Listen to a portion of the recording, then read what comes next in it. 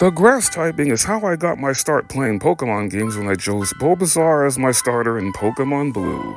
And the grass typing is how I got my start in the current generation of Pokemon games when I chose Sprigatito in Pokemon Violet.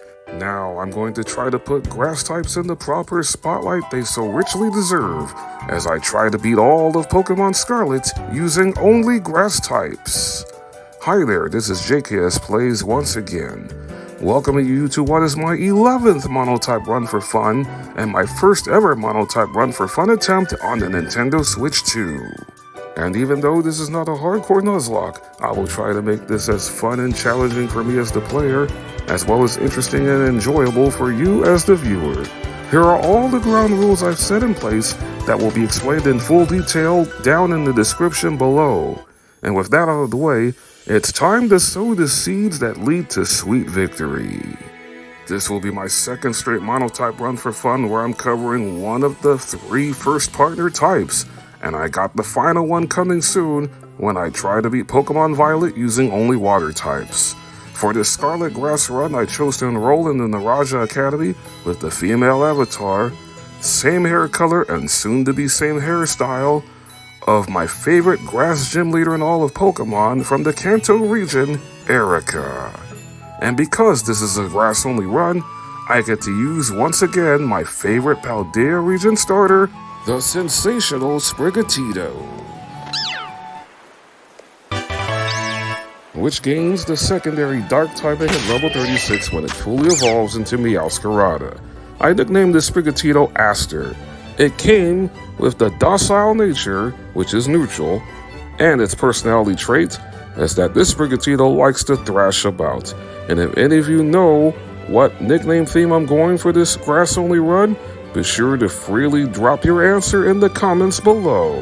While defeating my battle-loving champion-ranked neighbor Nemona for the first time, I caught a Hoppip, which is also a part flying type, at the early portion of the game, before making my way to the largest city in all of Paldea, Mesagoza.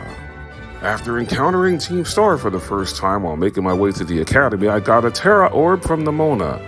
Enrolling in the academy, officially locking all 3 major stories of Victory Road, Path of Legends, and Starfall Street.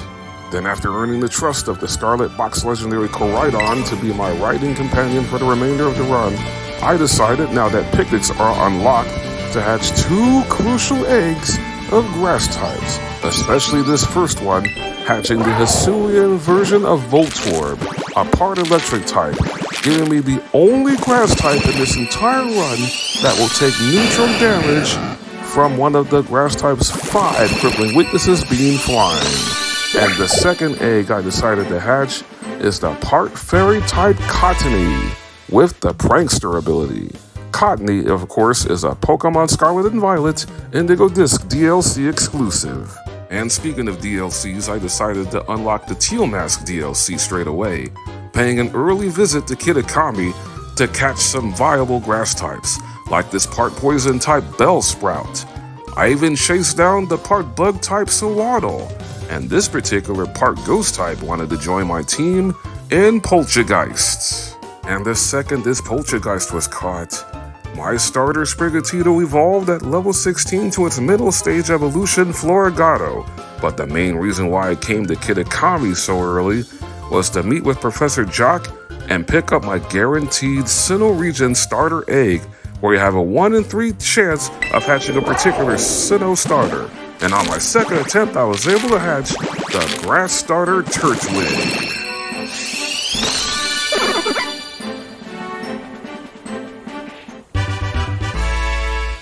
Turtwig is definitely a solid Pokemon, even more when it evolves at level 32 to its final evolution, Torterra, when it gains the secondary ground typing. This Torterra came with the special attack boosting, speed lowering, quiet nature, and I love that its personality trait that it has good endurance. Returning to Paldea, arriving in the city of Cortunda where we'll challenge Bug Gym Leader Katie, the answer to the Bug Gym is right outside the city limits of Cortundo, this Capsakid. Yes, Capsakid is a pure grass type, but that's until you find the Firestone. Expose Capsicum to that stone, it becomes Scovillain, gaining the secondary fire typing, and it also learns Flamethrower upon evolution. After finding a Sunstone, I quickly evolved Cottonee into Whimsicott. The obedience cap in this game starts at 20, which allowed for me to evolve Turtwig into Grottle at level 18. And I also evolved Hoppip, which I nicknamed Dandelion, into Skiploom. While I have the time, I want to wish every single person watching this movie a very happy and blessed new year of 2026. Now on for the matter at hand, as I employed the services of my newly evolved Scovillain, which I nicknamed Azalea, into action against Bug Gym leader Katie. Normally a problem for grass types, but not with Scovillain, which also is a fire type. The moment you give it the Firestone, it automatically learns Flamethrower, turning this gym fight into a barbecue session and a clean sweep for my first badge of the run. Next on the agenda of badge collecting is the Stony Cliff Titan, a matchup where grass types do have an advantage, as I used Whimsicott to take on Stony Cliff Titan Cloth, who has a high physical defense but not very good special defense, evidenced by that energy ball, which set up the second phase where I team up with Arven and his Shelder. The first energy ball of the second phase nearly took off half of the health bar of the giant crustacean. I then had Whimsicott paralyze Cloth with Stun Spore, and as Shelder hit a super effective water gun, it activated Cloth's Anger Shell ability. To heal off the damage taken by Cloth's first turn Rock Smash, Whimsicott used Giga Drain, which actually was enough to score the KO, and earned me my second badge. Whimsicott and Scovillain are perfect examples of why Scarlet and Violet is a fun game due to its open world aspect. And keeping with that theme, I headed up to Tag Tree Thicket to pick up a Leaf Stone on the ground and immediately evolved my Hisuian Voltorb into Hisuian Electrode. But before making any more moves, I decided to go after badge number 3, as I headed back to Artisan Town and challenged Brassius, the gym leader who also happens to specialize in grass-type Pokémon. Once again, it was Azalea time, as Scovillain's Flamethrower easily one-shots Brassius' first 2 Pokémon, Petalil and Smoliv. But I knew that strategy wasn't going to work against Brassius' ace Pokémon, Grass Tera Sudowoodo, who is a natural rock type, which has a rock throw that is super effective against Scovillain because of its part fire typing.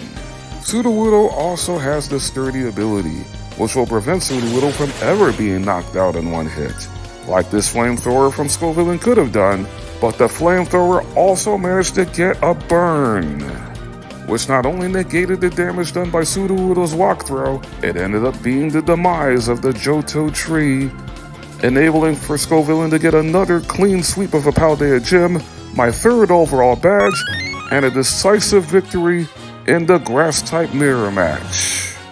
As a reward for defeating him, Brassius gives you the TM for Trailblaze, a grass physical attack that debuted in Generation 9 that also boosts the user's speed when it connects. I next wanted to boost the power of grass types in my grass family garden by catching a Shroomish, which I evolved in the mid-20s into the part fighting type Breloom. I also evolved the previously caught Swaddle into Swadloon at level 20, and after making sure its friendship was high enough, Swadloon evolved into Leavanny. I headed back to Kitakami for another very important capture in my grass-type run by catching the part water-type Lotad. Another clutch thing about its capture is that it had the Water Tera type and its ability Swift Swim, which doubles the power of any Pokemon that has that ability in rainy weather. Then after going in a cave to find an unremarkable teacup, I evolved Poltergeist into Sinistcha, then made 2 more stone evolutions, evolving the recently caught Lotad with a Water Stone from its middle stage into Ludicolo, and using a Leaf Stone to evolve my Bellsprout all the way to Victory Bell. After making those timely catches and evolutions, I immediately challenged for my 4th badge, going after my first Team Star base and taking on Dark-type leader Giacomo from the 2nd squad. His first Pokemon Ponyard has a flying move, Aerial Ace, which is 4 times effective against Breloom. So in order for Breloom to not take damage, I put Ponyard to sleep on the first turn with Spore, which is 100% accurate for whacking Ponyard out of existence with a quad-effective Drain Punch. I had Breloom stay in to take the Intimidate from the ability of the second Starmobile, who can put opposing Pokemon to sleep if it makes contact with Wicked Torque, which both Breloom and the Pokemon I swapped in, Whimsicott, resists. Which means the best move the Starmobile has against Pokemon that resist Dark-type moves is Swift. I haven't done a Monotype run for fun in a while, so I showed off how rusty I was. On the next 2 turns, I had Whimsicott try to use Charm and Fake Tears, neither of which work against Starmobiles since they can never be statused. But I recovered quickly when Whimsicott delivered a powerful Moonblast after being taken to nearly half of its health due to my easily avoidable mistakes. I immediately terrestrialized Whimsicott into a Tera Fairy type to finish off the Starmobile for good with this double stab Fairy Tera boosted Moonblast. In hindsight, I should have swapped Whimsicott out early and brought back in Breloom with its attack stats at neutral, but nevertheless, I still managed to send the first Team Starmobile of the run into the junkyard and get my 4th badge. And now it's on for some Titan bashing, as I next challenge the Open Sky Titan Bombardier, another unfavorable matchup for grass types, except in this case, I have a Part Electric type in Hisuian Electrode. And thanks to a Thunderbolt TM that I found just outside of Porto Marinada, I immediately taught it to Hisuian Electrode, giving it the perfect ingredient to one-shot this stupid bird out of here in both phases. From there, I started to believe the rust was starting to wear off as I claimed my 5th badge, and I immediately made haste over to East Province Area 3 to challenge the lurking Steel Titan Orthworm, which I had the perfect counter for in Azalea the Scovillain. But bad RNG was starting to come back towards me, as the first headbutt from Orthworm landed a flinch. It then got a critical hit wrap attack before it finally went down to Scovillain's Flamethrower, setting up the second phase where I team up with Arven's Toadschool. Orthworm's second headbutt landed another flinch, and Toadschool didn't help matters by missing with Supersonic. After Orthworm's Iron Tail took Scovillain down to 16 HP, I connected with Flamethrower, and Orthworm's now confused after being hit by Toadschool's second attempt at Supersonic. One more attack will do Scovillain in, except Orthworm hit itself in its confusion, which allowed for one more Flamethrower from Scovillain to score the KO, and thus a very rare narrow victory over the Lurking Steel Titan for my 6th badge. And greater challenges are sure to come for me and my grass types. After defeating back-to-back Titans, I felt the need to go back to Kitakami to catch myself a Toadschool, the first grass type in this run that I caught, or hatched, that has the secondary ground typing. I then went up this shack to buy a syrupy apple and get the TM for Seed Bomb before heading back to Paldea and the city of Levincia to take on the electric gym leader Iono, the lean, mean, streaming queen. And just like the first 2 gyms, Scovillain got things going off to a hot start for my grass types by defeating Wattrel in one decisive Flamethrower. Then Scovillain immediately one-shot Luxio with a Stomping Tantrum, a ground physical attack that I also found as a TM in Kitakami. I swapped Scovillain out and brought in Ludicolo to make its battle debut against Iono's 3rd Pokemon, the bulky Bellibolt. After getting a flinch with Fake Out and then set up a Leech Seed on the 2nd turn, it started to rain, so I had Ludicolo take a chance and hit Bellibolt with a rain-boosted Surf, which took Bellibolt down to orange health. Bellibolt then hit a second Spark that was boosted by its Electromorphosis ability before losing more HP due to the Leech Seed. I then swapped out Bellibolt and brought in Toadschool to finish off what was left of Bellibolt's HP with Earth Power. I then made the conscious substitution and brought in for the first time to make its battle debut my starter Pokemon Floragato, as it goes toe-to-toe against Iono's ace, Electric Tera Mismagius, a pure ghost type that has the Levitate ability, and once it terrestrializes into Tera Electric, Mismagius gets rid of all its weaknesses. But I had a devious plan in mind, After shaking off a Confuse Ray by eating a cherry berry, I then had Floragato use Worry Seed, changing Mismagius' ability from Levitate to Insomnia. Now Mismagius is vulnerable to being hit by a super effective ground attack. On top of that, Mismagius will never use the Electric Stab Charge Beam on a Grass-type Pokemon that completely resists it, or a Ground-type that's immune to electric attacks. After Floragato swapped out with U-Turn, which took a quarter off of Mismagius' HP, I brought in Whimsicott to harshly lower Mismagius' speed with Cotton Spore before being stung by a powerful Hex attack from Mismagius, who hit a second Hex attack that was doing slightly more damage than Whimsicott could heal itself when it used Giga Drain. And after seeing Mismagius use Confuse Ray, I knew I needed to swap out and bring in a fresh Pokemon like Scovillain. After taking Mismagius' final Hex attack, Scovillain scored the final KO for a third straight gym battle with another Stomping Tantrum, securing me my 7th badge in the run, and the obedience level cap is now at 35. Not too far away from the Vincia town is a treacherous area if you're doing a Grass-type run, which is the Team Star Fire Base, led by its flag bearer, the leader of the Shutter Squad, Mela. However, if you've seen a lot of these runs, there is a fatal flaw in Mela's game that you can easily exploit simply by bringing in a Pokemon that knows Rain Dance, like my chosen Pokemon to dethrone this base in Ludicolo. As you see, Mela's first Pokemon, Torkoal, immediately sets up the Sun with its Drought ability to power up Fire-type moves by 50%, but Rain Dance completely shuts it down. Not to mention, as you already saw, I caught this Ludicolo as a Lotad with the Swift Swim ability, which doubles the speed stat of any Pokemon with that ability in rainy weather.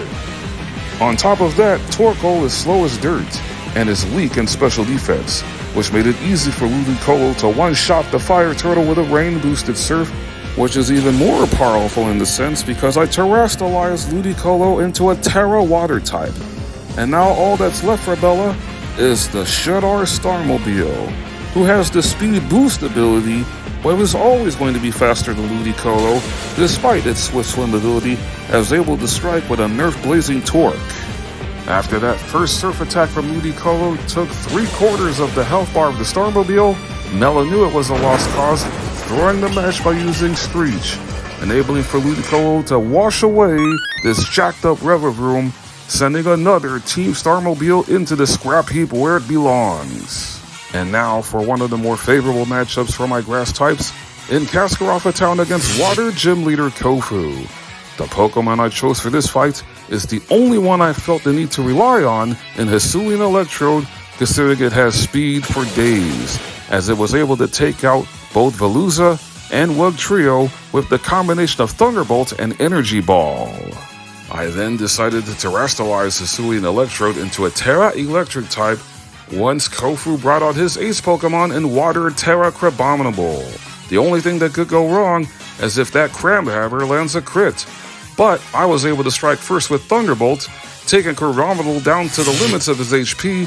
It struck with Slam, but it also procced the static ability of Hisuian Electrode, which was irrelevant considering I also had Electrode hold the Rocky Helmet, which is exactly what I needed for Crabominable to take itself out, giving me my 4th gym badge in the run and 9th badge overall, raising the obedience level cap to 40. Now that I'm in the second half of this Pokémon Scarlet grass-only run, it was time for my garden to grow even more and get a little bit cooler, with the addition of the part Ice-type Snover with its Snow Warning ability. After catching Snover, Heather evolved into Toedscruel. I next headed back to Cortundo to catch a Smoliv. Then I made a trip to Medali Town to get the held item Leftovers. Then I did some alternating plane trips around Kitakami and Paldea to catch the Wild Bug Terra Applin, another Grass and Poison dual-type Pokemon in Fungus, another pure Grass type in Petalil.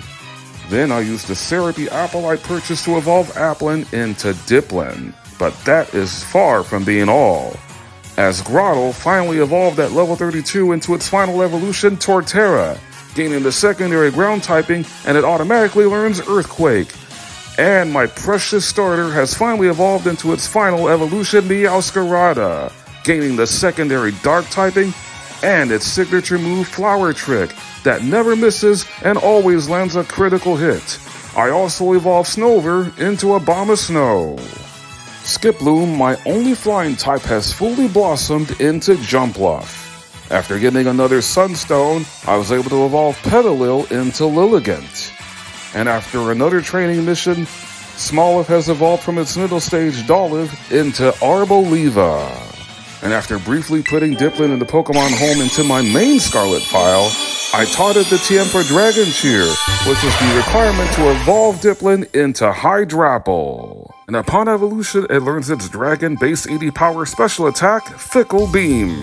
Before challenging for my 10th badge, I unlocked some flying areas around Paldea, including Glaciato Mountain, where I picked up a Modest Mint, which I'm sure I'll put to good use before going back to Tag Tree Thicket to take on Team Star Poison leader Atticus. Poison is one of 5 types Grass is weak against, but I had some reliable counters, starting with my first Pokemon Victreebel, a part Poison type itself, going up against Atticus's lead Pokemon Skuntank, whose strongest attack against Pokemon that are Grass and Poison types just so happens to be the Dark Physical Attack Sucker Punch that only works if the opposing Pokemon is preparing an attack. So I had Victreebel lock Skuntank into that Sucker Punch move by using Encore before swapping out in favor of Torterra. The next 2 turns, I had Torterra set up its attack and defense at the cost of lowering its speed by using Curse, knowing that Skuntank was locked in using Sucker Punch for the next 2 turns. After the Encore turns ended, Skuntank badly poisoned Torterra by using Toxic, but only for a brief few seconds, considering I had Torterra hold a Pecha Berry to cure itself. From that point, I simply had Torterra take out Skuntank with an Earthquake, not giving that skunk an opportunity to re-poison Torterra. Unfortunately, it happened anyway when the second Pokemon Atticus brought out in Muck was faster than Torterra and was able to poison Torterra again by hitting Sludge Wave before it went down to another Earthquake. Now, Torterra is on a pretty obnoxious timer as the poison damage will continue to sap away at Torterra's health after every turn as Atticus brought out his third Pokemon, the OG Revavroom, who struck first with Sludge before it went down to a now 4 times effective Earthquake, considering Revavroom is also a Steel type. I confidently kept Torterra in against a Navi Starmobile Revavroom because I did not want to lose that +2 in defense by swapping Torterra out. As long as either of the noxious Torques didn't land a crit, Torterra was easily going to win the Battle of Attrition with 2 more devastating Earthquakes. Torterra once again proved in this battle alone that it's an absolute monster. As I happily collect my 10th badge, I traveled back to Medali Town to face off against everyone's favorite everyday man, normal type gym leader Larry.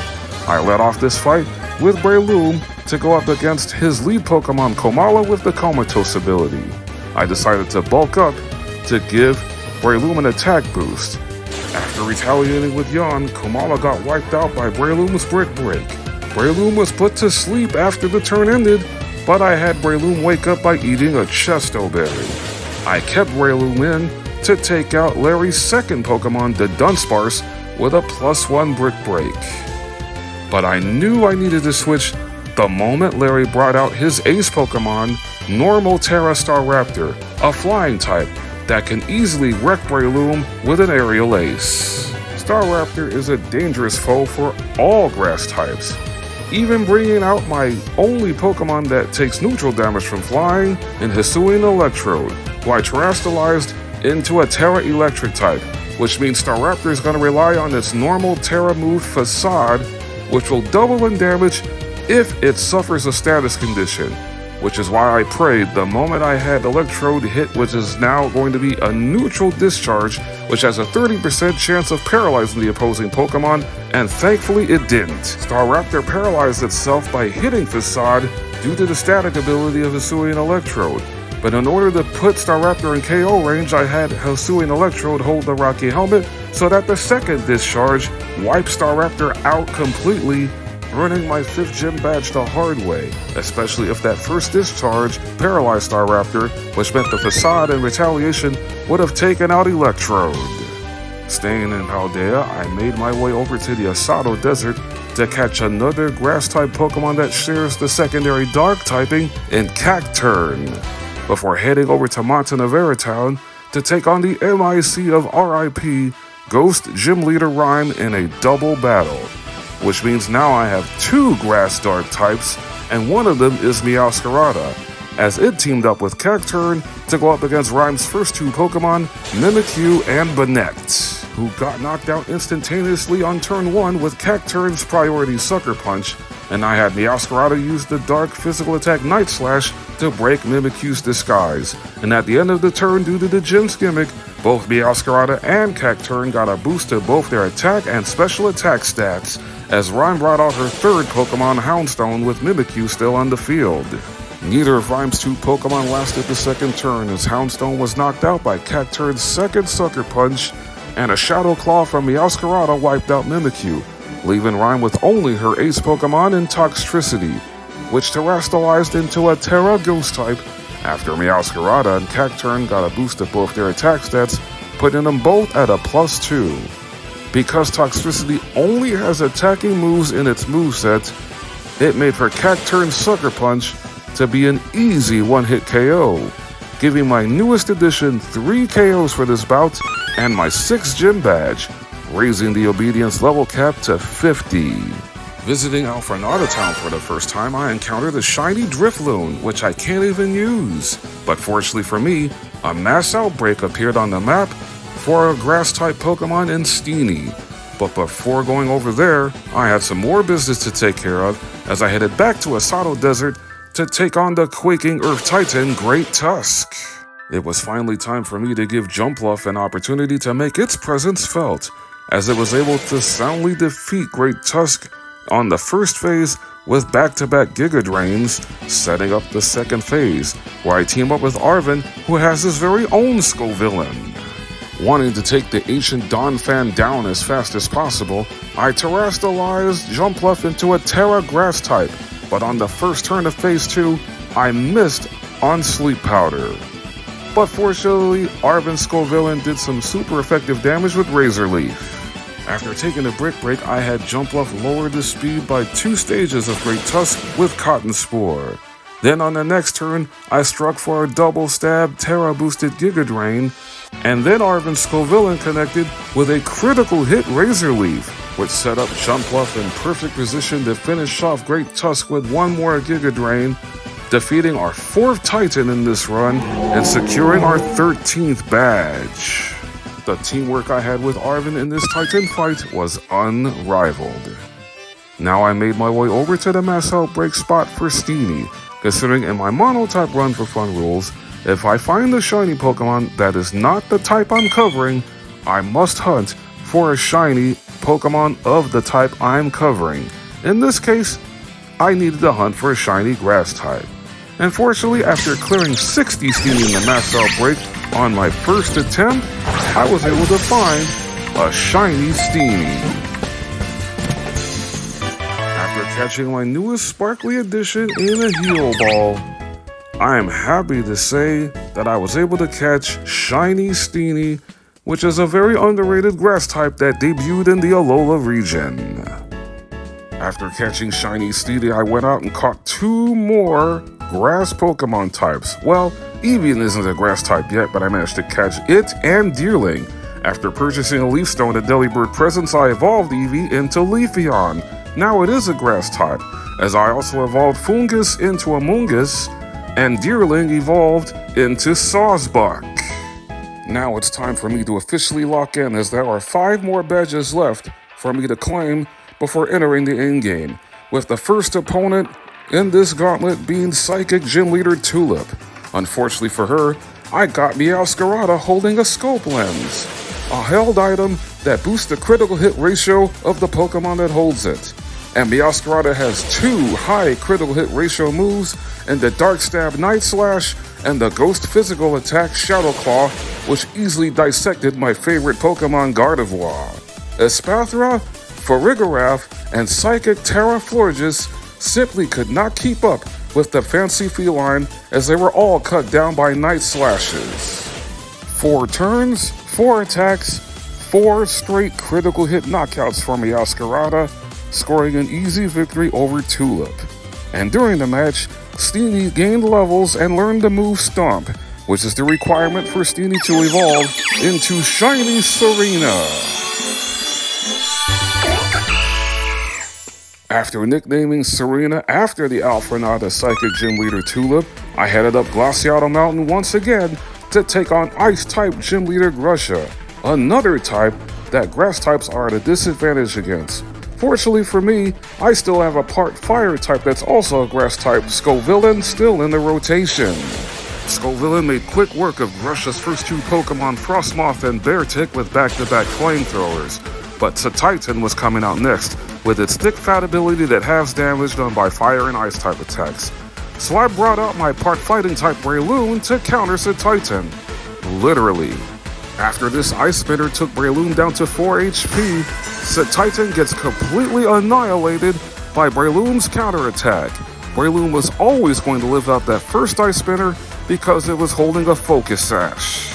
Then I felt it was safe to swap back in Scovillain to go up against Grusha's ace Pokemon, Ice Tera Altaria, a dragon and flying type that gains vulnerability to fire type attacks the moment Grusha terrestrializes Altaria, who proceeded to get scorched by Scovillain's overheated tag, securing my 8th and final gym badge, increasing the obedience level cap to 100, but as per my Monotype Run for Fun rules, I freeze the cap at level 75, and I have officially qualified for the Pokemon League as a result of defeating Grusha.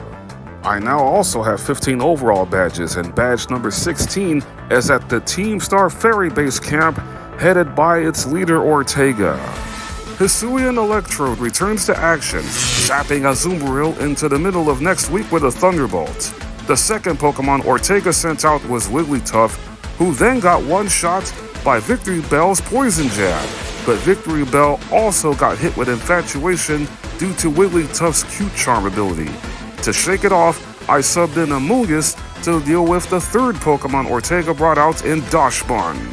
Amoonguss confidently took Dachsbun's Crunch attack before wiping out the well-baked Doggo with one Sludge Bomb, and now Ortega is forced to rely on the Rukpa Starmobile, which has a tendency of wanting to go for Steel Roller on the first turn after setting up the Misty Surge terrain with its Misty Surge ability, considering the only way to confuse an opposing Pokemon is to get rid of the terrain. Which is why I came prepared in giving Amoonguss a Person Berry to heal itself from the confusion, from the Confuse Ray. And as the second Sludge Bomb took the Starmobile deep into the red, the Starmobile went for a Confuse Ray again, but Amoonguss does not care, as it broke through confusion and hit for a third Sludge Bomb to finish off the fight. And the temper tantrum that Ortega threw afterwards was pretty pathetic.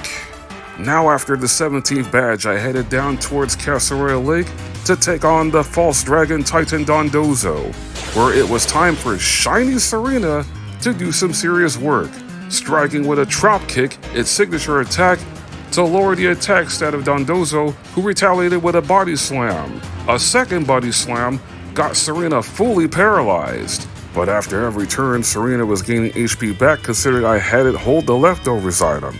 A second Trop Kick took Dondozo down to the red and lowered his attack stat to a -2. And Serena had the breakthrough paralysis one more time after taking a resistant Aqua Tail, knocking Dondozo into the waters of Casseroya Lake to set up the second phase where I team up with Arven and his Pokemon Greedent. For this part, I terrestrialized Serena for more firepower on her Grass-type moves, but on the first turn, I set up a grassy terrain, which means whenever Serena and any partner Pokemon take damage, they will gain some of it back just as if they were holding leftovers. Grassy terrain also boosts the power of Grass-type moves by 50%, and makes any Pokemon with the move Grassy Glide move first, as if they were using a priority move like Extreme Speed or Quick Attack. Arven's Greedent was being extremely aggressive with back-to-back takedown attacks on the first 2 turns. After a Trop Kick from Serena took Dondozo to the limits of his health, Greedent missed its third takedown attack, which opened the door for Serena to finish off this fight with another grassy glide. Dondozo has officially been defeated, but now you must deal with the actual Dragon Titan Tatsugiri. For this third and final phase, I decided to bring out for the first time in this run, Snowdrop the Abomasnow. For this third and final phase, it almost feels as if Arven knew exactly what I wanted, as it had greeted lowered the defensive Tatsugiri by a stage with Tail Whip, enabling for our Abomasnow to take off a quarter of Tatsugiri's health with an Ice Punch. After a second Tail Whip lowered Tatsugiri's defense down to a -2, Abomasnow's Ice Punch, followed by another takedown from Geeta on the next turn, set Abomasnow up for the victory with a priority Ice Shard on the final turn for the KO. I now have 17 badges as all 5+1 Titans have been conquered.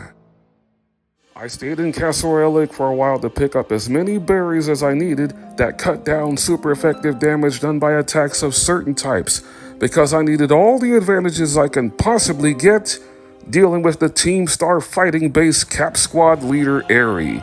Even the most meticulous of planning can go haywire if Eri has her way, considering she has 4 Pokemon and a Cap Starmobile in the back that loves to set up its attack and speed with shift gear. But there was one Pokemon on her team I wanted to get rid of immediately in Annihilate, because it has both Fire Punch and Ice Punch. Eri's first Pokemon Toxicroak was never going to be an issue, as I had Torterra finish off Toxicroak with an Earthquake. The main reason why I had Torterra out first, because that would force Eri to summon an Annihilate second, considering Ice Punch is 4 times effective against Torterra. My best counter was bringing in my starter Pokemon Meowscarada. After striking with a Wide Lens boosted super effective Play Rough, Annihilate went for its best move in close combat, super effective against the part Dark-type Weed Cat. But to cut the damage down, I had Meowscarada hold a Chople Berry. With the Chople Berry now consumed and Annihilate's defense is lowered because of close combat, the flying physical attack acrobatics is doubled in power, ensuring that the Rage Monkey goes down. That was the only Chople Berry I can find. And now that Passimian, Eri's third Pokemon, has close combat, I knew I needed to swap out in favor of Daisy the Whimsicott, who proceeded to one-shot Passimian with a powerful Moonblast. In order to keep the advantage, I brought in my choice scarf-holding Scovillain to smoke Lucario with a flamethrower. Everything started to unravel for Eri, but she still has that dangerous Starmobile. Whenever you hit it with an attack, its defense gets boosted by a stage at the end of the turn because of its stamina ability. So I needed to attack from the special side, and I brought in Daisy the Whimsicott to be the one to handle things. And the moment I switched in, Eri used Shift Gear twice, putting the Starmobile's attack stat at +2 and its speed at +4, giving Whimsicott a free Moonblast that struck for nearly half of the Starmobile's health. Putting the Prankster ability to good use, I had Whimsicott use Cotton Guard to drastically boost its defense up 3 stages, forcing Eri to use another Shift Gear to max out the Starmobile's speed.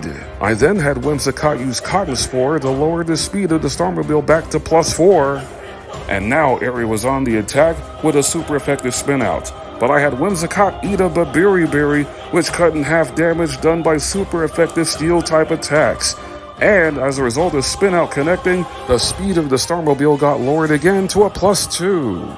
I then made the conscious decision to terrestrialize Whimsicott into a Terra Fairy type.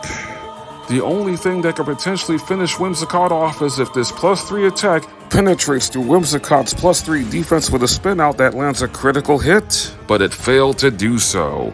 And Whimsicott was able to finish off this nasty brawl with a double stab Fairy Terra Moonblast. Now that the 5th and final Team Starmobile has been impounded, my Pokémon Scarlet Grass-only run is still deathless going into the Pokémon League, now that I've officially claimed all 18 badges. Now it's time for my glorious grass types to put themselves to the ultimate test against the Paldea Elite Four at the Pokémon League. The moment I enter through that door, the grass types will be rewarded with an advantage against the first member being Rika, who specializes in ground types. But the rest of the Elite Four can be tricky, especially considering the next Elite Four member is Poppy, a master of steel types. Larry, now as a Paldea Elite Four member, would love to get revenge on my grass types now that he has a team of flying types. And the fourth and final member, Hassel, a master of dragon types, has an ace Pokemon that is also an ice type. But before we get through the rest of the Elite Four for the right to battle top champion Geeta at the pinnacle of the Pokemon League, we must deal with Rika first. Her lead Pokemon is Whiscash, which is also a water type, which made it that simple for me to have Meowscarada start this fight off and be the pace setter, wiping out Whiscash with its guaranteed critical hit flower trick for a quad-effective knockout. Camerupt comes out second, threatening Meowscarada's existence with Fire Blast, so I brought in my part water-type Ludicolo to deliver a normal gem boosted fake out for the guaranteed first turn flinch before washing away Camerupt with a quad-effective surf attack. Donphan could still pose a threat considering it has Poison Jab, so I brought in a Abomasnow to set up the snow, which boosts the defenses of Ice-type Pokemon. After delivering a Blizzard that brought Donphan down to its 30, Donphan went for Stone Edge instead to get a critical hit, but wasn't able to do so before Abomasnow took out Donphan with a priority Ice Shard. Dugtrio came in fourth and wiped away the snow by setting up a Sandstorm, which activates its Sand Veil ability. But Abomasnow still crushed Dugtrio with a super effective Wood Hammer. Abomasnow took both Sandstorm damage and recoil damage from delivering Wood Hammer. All that's left for Rika is her ace Pokemon, Grass Tera Clodsire. I swapped in Torterra, nicknamed after the Sinnoh region grass-type gym leader Gardenia, to try to be the one to finish off the fight. It delivered a super effective Earthquake before Clodsire decided to poison Torterra with Toxic. And since the damage doubles on every turn Torterra is out there, and knowing that Rika loves to use Protect Stalling tactics, I swapped back in Abomasnow to reset the snow and wipe out Clodsire for the win with another Blizzard. Abomasnow even took a page out of Meowscarada's playbook and landed a critical hit with that last Blizzard. Time to move on to the second member of the Elite Four. I want to point out that I leveled up every single grass type to 65 before entering the Pokemon League. Now on to the battle against Poppy, a master of steel types. Her first Pokemon, Copraja, proved to be no match for my Breloom, who scored an instant KO with this Life Orb boosted close combat. Breloom lowered his own defenses by hitting the move and will easily get wiped out by Poppy's second Pokemon, Corviknight, with Brave Bird, so I made the conscious sub and brought in Hisuian Electrode, taking Corviknight down to 1 HP with a powerful Thunderbolt. Poppy threw by having Corviknight use Iron Defense, and as an attempt for me to get clever, I had Corviknight get knocked out by a Volt Switch, subbing out Hisuian Electrode and bringing in Meowscarada, anticipating that Bronzong was going to come out third. But Poppy instead brought out her own electric type in Magnezone, which forced me to call another audible and swap in one of my two-part ground types in Toedscruel, taking Magnezone down to its 30 with a powerful Earth Power attack. Magnezone set up a light screen, which might be annoying to deal with in the future after Magnezone went down to a second Earth Power. And now that I know Bronzong's going to come out fourth, I swapped Meowscarada back in, holding the scope lens, hoping to get that boosted critical hit ratio with Night Slash. It wasn't able to do on the first or second Night Slash, but Bronzong was still taken out. And now Poppy was down to her ace Pokemon with the light screen still up in Steel Terra Tinkaton. My chosen closer for this Elite Four fight is Scovillain, holding the wide lens instead of the Choice Scarf, which allowed for Tinkaton to move first after it terrestrializes into a Terra Steel type. It struck Scovillain with a Stone Edge for nearly half of Scovillain's HP, and Scovillain delivered a massive overheat that would have incinerated Tinkaton in one hit, except that was the last turn of Light Screen. And knowing that Scovillain was about to go down to another Stone Edge if it stayed in, I swapped in my other part ground type in Torterra to take the hit like it was nothing. That also meant on the next turn, Tinkaton was about to deliver its patented Gigaton Hammer, a base 160 power steel physical attack that can never be used 2 straight times. It scored a critical hit on the dome piece of Torterra, who responded in kind by destroying Tinkaton with a headlong rush for the final KO. It's time to leave Poppy in the rearview mirror and head straight for the third bout with Larry. Larry is all primed and ready to try and end my plans of a deathless grass-only run as he sports a team with capable flying types, one of which is not his first Pokemon Tropheus, who instantly got wiped out by a quad-effective blizzard from Abomasnow, which I almost kept in for the next battle against Larry's second Pokemon Altaria, but because Altaria has Flamethrower, which Abomasnow is quad weak to, I felt I had the better matchup by putting in Toedscruel, who is 4 times weak to Ice Beam, but I was able to trade attacks for the Altaria considering the fact that I had Toedscruel hold the Assault Vest, easily getting the win over Altaria with 3 servings of Dazzling Gleam, a fairy special attack TM that I got after defeating Team Star Fairy leader Ortega. I brought in Hisuian Electro to Fry Star Raptor, Larry's third Pokemon, with a Thunderbolt. Larry's fourth Pokemon is his own electric type in the Pom-Pom style Oricorio. I brought in Ludicolo to face off against Oricorio, getting the first blow in with a guaranteed flinch with a normal gem boosted fake out. But Oricorio flinched right back with its first Air Slash.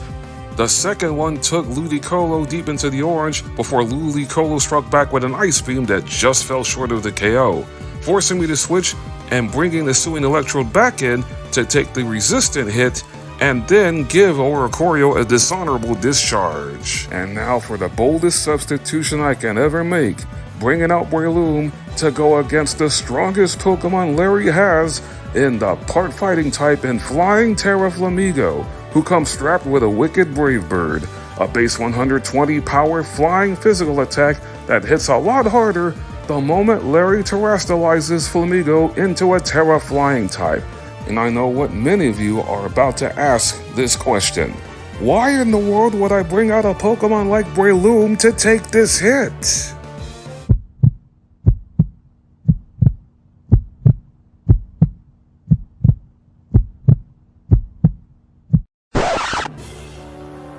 The answer is flagrantly academic. I still have a Focus Sash, which I was wise enough to give Breloom to hold, so that Breloom does maximum damage in return as it counters to take Flamigo out. Nice try, Larry.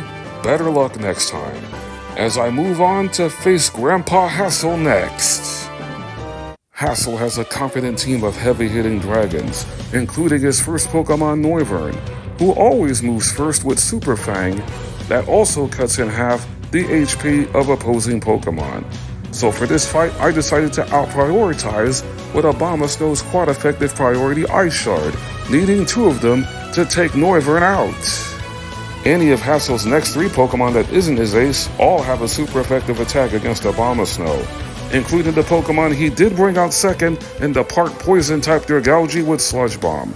My best counter for Durgalgi is bringing in the Sinnoh region grass starter Torterra, who surprisingly outsped, knocking out Durgalgi with a soft sand boosted Earthquake. I next swapped in Meowscarada to deal with Hassel's third Pokemon, Flapple.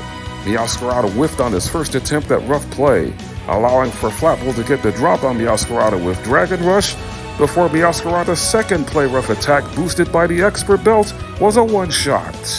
I brought Abomasnow back in, hoping to strike up a blizzard against Hassel's penultimate Pokemon in Haxorus, who got a flinch with a powerful Iron Head that took Abomasnow down to the red. I needed to come up with Plan B, bring in Toedscruel to take the next Iron Head attack from Haxorus. Toedscruel was faster, striking with a strong Dazzling Gleam, taking Haxorus deep into the orange before Haxorus struck with a Dragon Claw.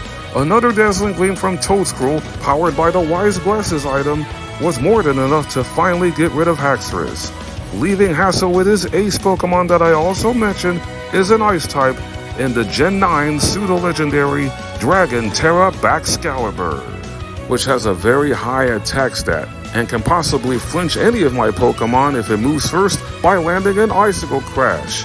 His first one was off the mark, so I had Amoonguss put Baxcalibur to sleep with Spore. Baxcalibur snoozed on the second turn, enabling for Amoonguss to do some damage with Sludge Bomb. Unfortunately, Baxcalibur was able to wake up on the next turn, and this lethal Icicle Crash took Amoonguss down to 3 hit points left. Amoonguss was able to connect with a second Sludge Bomb, but Petunia is a goner if I don't swap Amoonguss out. I brought in Whimsicott to take the next Icicle Crash attack, and the damage was slightly reduced due to the fact that Whimsicott was holding a Yachi Berry that cuts in half damage done by super effective ice attacks. In order to make sure I was not to be denied, I terrestrialized Whimsicott into a Tera Fairy type, then blew back Excalibur to smithereens with a double stab Tera boosted Moon Blast. The Elite Four is no more. Bring on the top champion.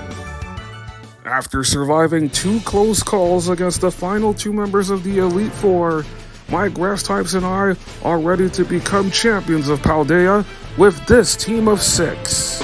Aster the Meowscarada, my starter, holding a Scope Lens. Snowdrop the Abomasnow, holding a piece of Never Melt Ice. Daisy the whimsical Whimsicott with Big Roots. Poppy the hard-hitting Breloom, wearing a Choice Scarf.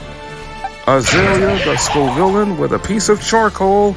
And Gardenia the Torterra, wearing a Muscle Band. Hit the music!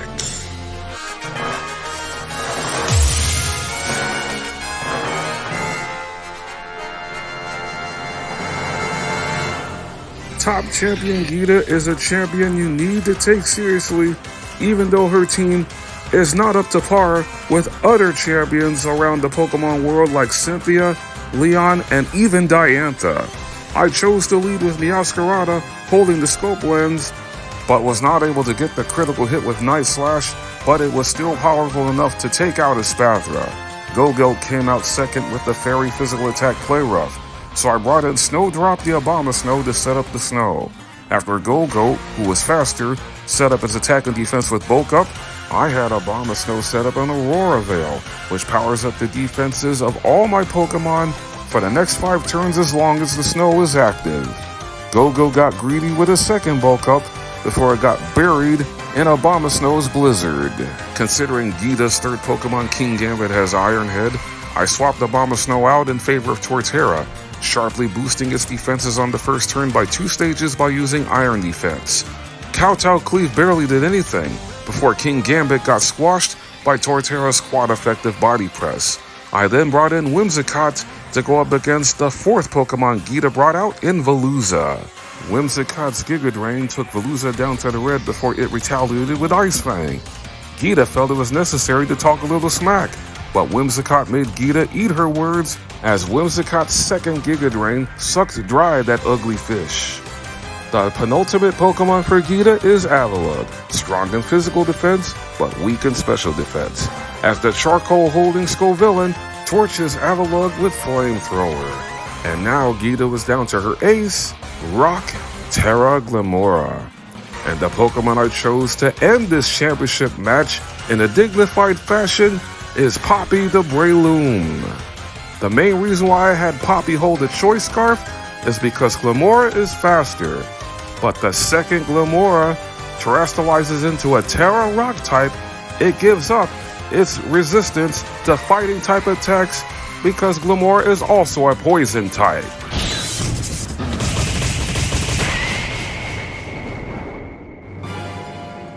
Even though I haven't done a Monotype run for fun in Scarlet and Violet for months, it felt good to once again knock out Geeta's Glamora with close combat, as my glorious grass types and I are officially crowned Paldea Region Champions. That's 5 battles down and 5 more to go. After defeating top champion Geeta to earn my champion rank, I headed to the Raja Academy for a break, but I was immediately challenged by the director, Mr. Clavel, to a Pokemon battle, starting with his normal and psychic type Oranguru.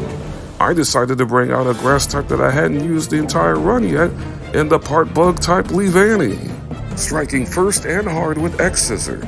After being struck by a yawn to make Leavanny grow drowsy, it had a second X-Scissor for the knockout. Leavanny was put to sleep at the end of the turn, but was healed up instantly by eating a Chesto Berry.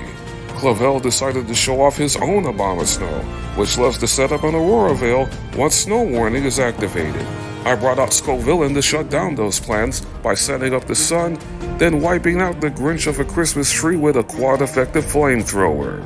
Clovel's next Pokemon is Gyarados, who has a super effective Stone Edge waiting for Scovillain, except I hard countered by swapping into Hisuian Electrode, zapping Gyarados out of here with a quad effective Thunderbolt. Poltergeist came out fourth, so I brought in Meowscarada to cut the ghost from the Galar region out of the conversation with a Night Slash. With 2 turns of Sun remaining, I wanted to draw out the battle a little bit, bringing in Heather the Toadcruel to go up against Clovel's penultimate Pokemon before his ace comes out in his very own Amoonguss, who could have easily used Toxic to make things interesting by badly poisoning Toadcruel, who ended up winning this war of attrition with a 3rd Earth Power attack to finish off Amoonguss, putting me in prime position to end this battle well, bringing in Ludicolo to deal with Clovel's ace, the mighty fire starter of Paldea, Skeledirge. Making sure the sun faded away before the Dirge came out was important because of its signature special attack Torch Song that gives Skeledirge a special attack boost whenever it lands. Ludicolo set up the rain on turn 1, and after taking a Shadow Ball to the face, Ludicolo wiped out the Dirge with Surf to score another methodical victory for my glorious grass types. Once it turned nighttime, I made it over to the Naraja Academy schoolyard, answering the challenge from Penny, going up against her team of 6 evolutions, with her first one being the Dark-type Umbreon, which is why I led off with Breloom, holding a clear amulet to ensure its attack stat wouldn't get altered by Penny's Baby Doll Eyes tactic. Umbreon immediately got dusted off by a super effective close combat. The only threat to my grass types is Penny's Fire-type evolution Flareon, so I brought in my designated Flareon stopper in Ludicolo. After getting the first turn flinch with Fake Out, Penny foolishly had Flareon use Baby Doll Eyes on the next 2 turns, allowing for Ludicolo to set up the rain, then finish off Flareon with a Mystic Water rain-boosted Surf. Coming out third for Penny is her own Leafeon, so I brought out Jumpluff to do some damage. Not holding an item to power up Acrobatics, but it ended up getting powered down due to Leafeon using Baby Doll Eyes, which made for a drawn-out matchup, but Jumpluff was able to finish off Leafeon with a 4th serving of Acrobatics. Coming in next for Penny is the bulky water evolution Vaporeon, which does have an ice move, so I brought in Hisuian Electrode to drop some thunder on Vaporeon, who then countered with an Aurora Beam that only struck for a quarter before Electrode finished off Vaporeon with a 2nd Thunder. As you probably noticed, I had Hisuian Electrode wear an Assault Vest to take the damage from Aurora Beam better. The Electric-type evolution Jolteon came in 5th, striking Torterra with the Bug multi-hit attack Pin Missile, which can hit from 2 to 5 times, but it only managed to strike Torterra for 3 super effective hits before Jolteon got short-circuited by Torterra's Earthquake. Down to the last of her 6 evolutions, Penny brought out my favorite of all 8 of them in the Fairy-type Sylveon, and as Penny delivered my favorite part of dialogue through this entire game, it terrestrialized Sylveon into a Terra Fairy-type. Sylveon struck first with Shadow Ball, then I was able to have Amoonguss do what it does best, badly poisoning Sylveon with Toxic, then immediately using Protect on the 2nd turn to further maximize the poison damage. Amoonguss is one of the better defensive grass types around, and has a sterling reputation of being a world champion. On the 3rd turn, Sylveon was able to strike with a resistant Moonblast, which now has 2 times the same type attack bonus because of terrestrialization. It barely tickled Amoonguss, but it did lower the special attack stat before Amoonguss struck back with Sludge Bomb.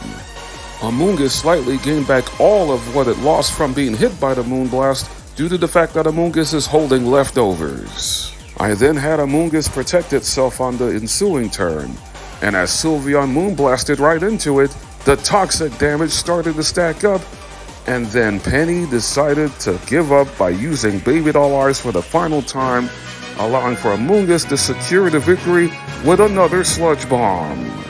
And with that, the first of 3 major stories is complete, as my grass types close down Starfall Street. I next headed to the heart of the city of Mezagoza, answering one final challenge from my battle-loving neighbor Nemona, in a battle between two Paldea region champions to close out the next chapter in this story, the Victory Road. Breloom got things going great for my team as it destroys Lycanroc with close combat, moving first because it was holding a Choice Scarf. With Breloom's defenses now lowered, Nemona called upon her second Pokemon, the Kalos region Dragon Goodra, who threatens any and all grass types with Sludge Bomb. This one landed a critical hit on my next Pokemon, Abomasnow, and it also got Abomasnow poisoned. Goodra has very high special defense. It was able to survive being frozen by Abomasnow's Blizzard, but it was not able to survive Abomasnow's Priority Ice Shard, which is a physical attack, and it was just enough to take Goodra down. Palmot came out third, threatening with close combat, so I countered with Whimsicott, who didn't allow Palmot to make any moves whatsoever, with a devastating Moonblast for a one-shot. Orthworm was no different as it got turned to burn toast by a Fire Blast from Scovillain. The penultimate Pokemon for Nemona is the Dunsparce, the rare 3-segmented version, so I decided to bring in Torterra, one of my better defensive Pokemon, setting up its defense immediately by 2 stages by using Iron Defense, and because the Dunsparce was barely doing any damage with its Hyper Drill, I had Torterra set up 2 more Iron Defenses to fully put Torterra's defense stat at a +6. And as if my strategy here isn't any more evident, Nemona was helpless to stop it as the Dunsparce got bodied by Torterra's Body Press. And as Torterra gained a little HP back with leftovers, I made one final substitution for this fight and brought out Aster the Meowscarada, my precious starter, to go up against Nemona's starter Pokemon, Water Terra Quaquaval. And as both of us terrestrialized our Pokemon, it made me think of how this run started when I chose Sprigatito.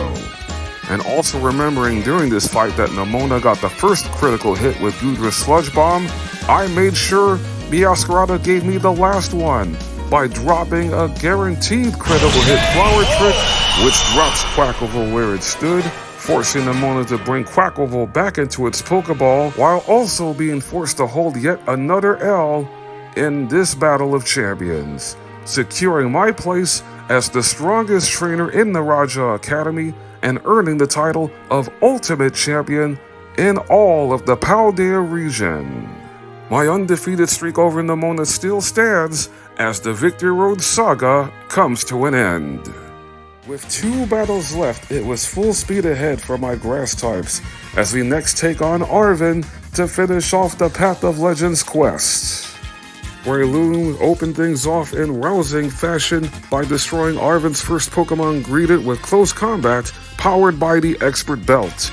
I swapped out Breloom in favor of Ludicolo to go up against Arven's very own Scovillain.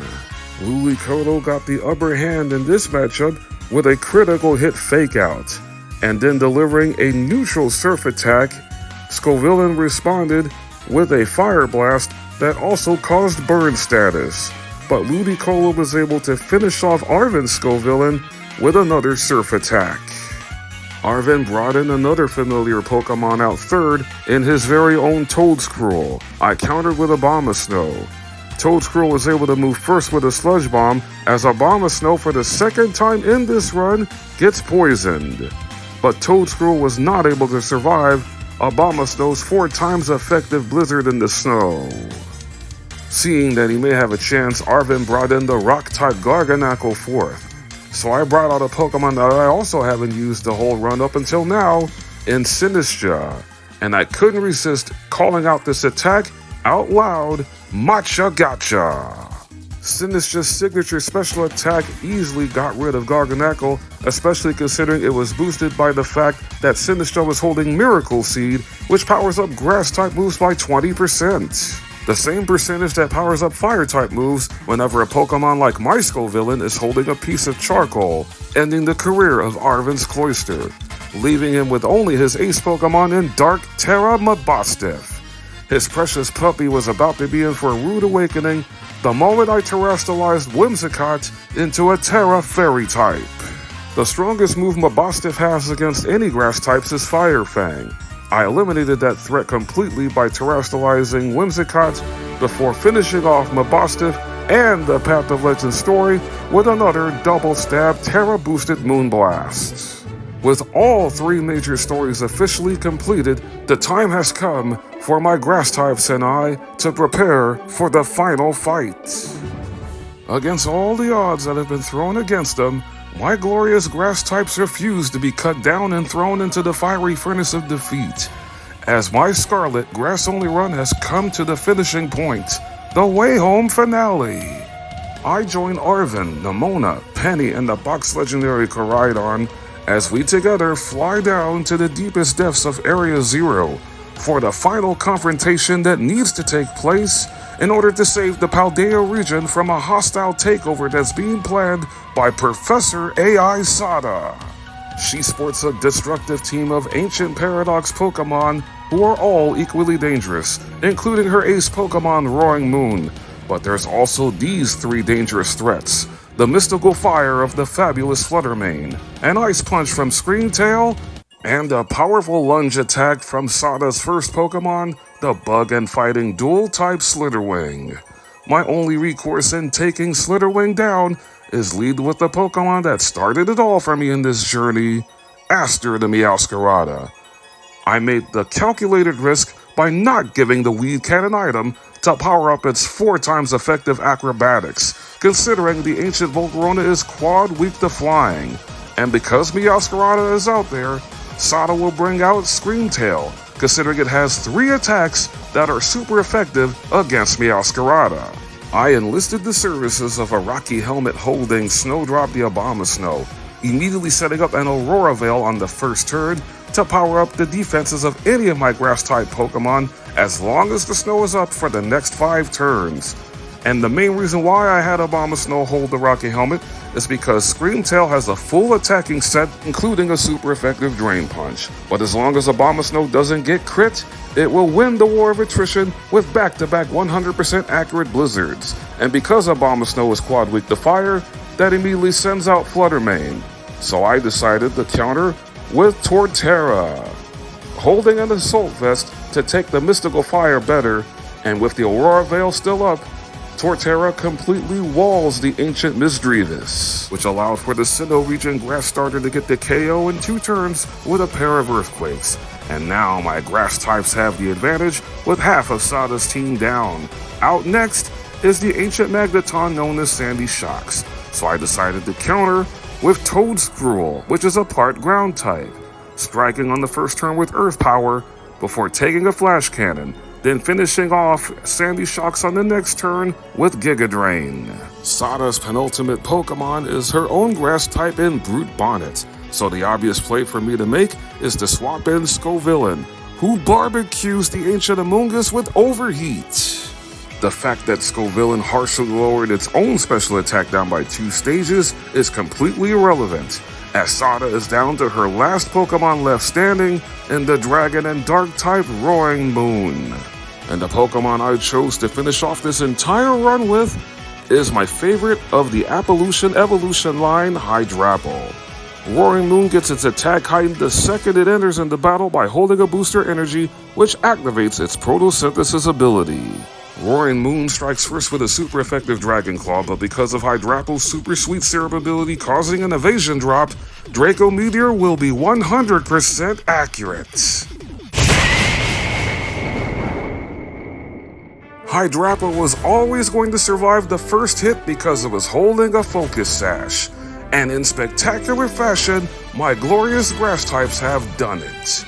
For the 9th straight time, I have completed a Monotype Deathless run for fun in Pokémon Scarlet and Violet.